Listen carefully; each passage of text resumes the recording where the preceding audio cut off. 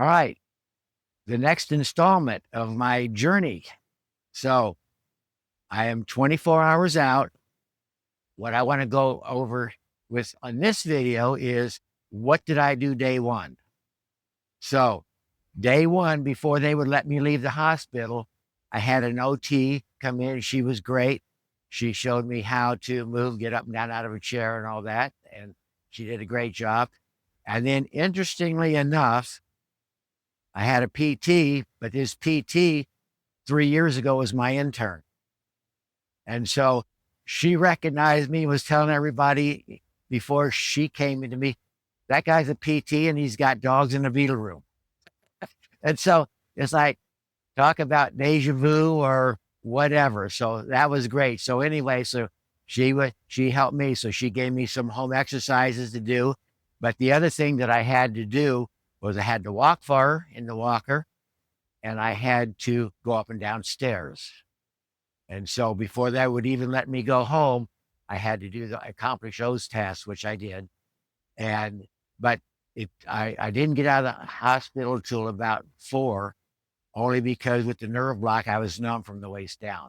And they had to wait till I got the numbness back, or the numbness dissipated. So I was obviously all day yesterday and last night felt no pain at all. I ended up sleeping in a recliner because it was more comfortable for me, but not because of pain. So that was days one journey there. Now, but what I did, I had to start doing something for myself.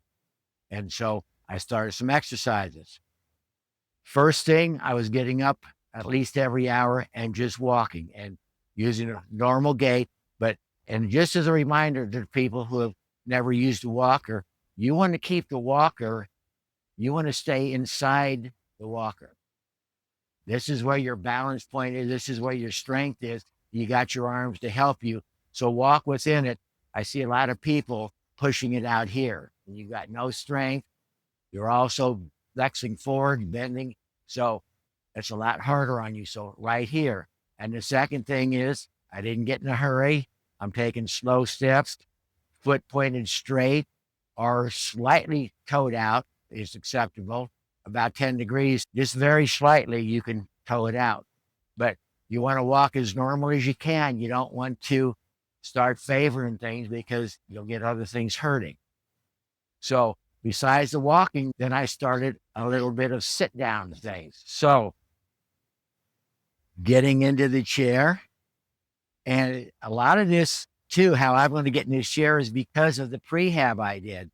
But because it's fairly painful now to bend that very much, and most people get in a chair like this, I like to, and if anybody who's been to us knows that we like to do therapy without going pain or out increase or without going over the pain threshold.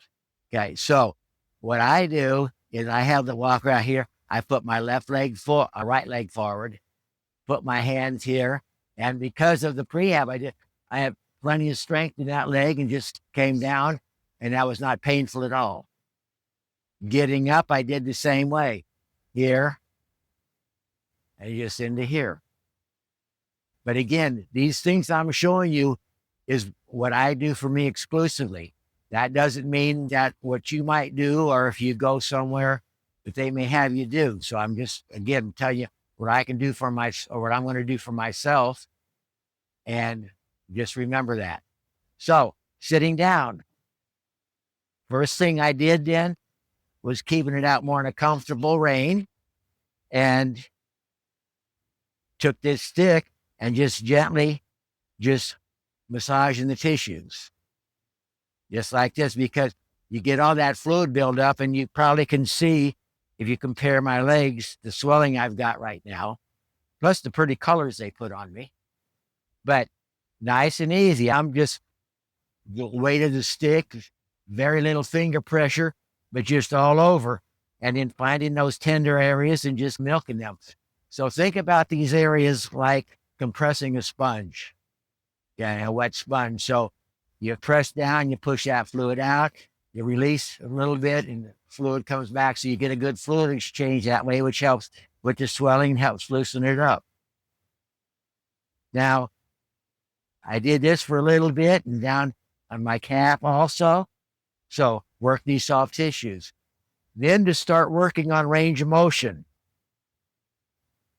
keeping the straightening, because I had that when I was knocked out, but now with the guarding, with the fluid, with that, you have a tendency to lose a little bit of range right off the bat, which you want to start working on. So how I worked on getting it, working on the straightening again, put my leg out as far as comfortable, put one hand on my thigh right here, and the other hand, I just gently lean forward and back, not forcing it, not allowing more than maybe a one level pain at best.